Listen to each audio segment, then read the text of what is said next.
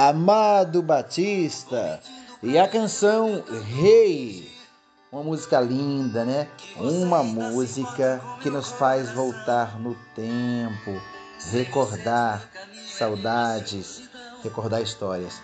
Essa canção fez parte do álbum Meu Louco Amor, que foi lançado no ano de 2010.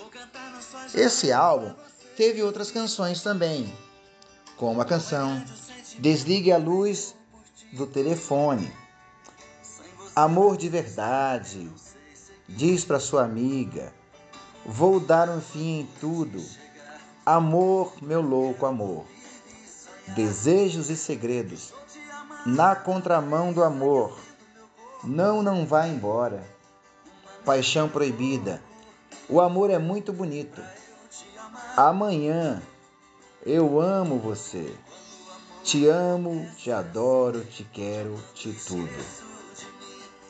Esse álbum vendeu o disco de ouro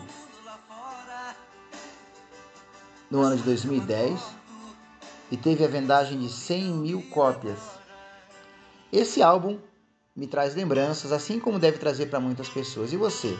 Esse álbum do Amado Batista te traz alguma lembrança? Você recorda de alguma coisa? Conta aqui pra gente. E vamos matar saudade desse álbum, que é um álbum do ano de 2010. Meu Louco Amor. Se você gostou do vídeo, compartilhe, inscreva-se no canal.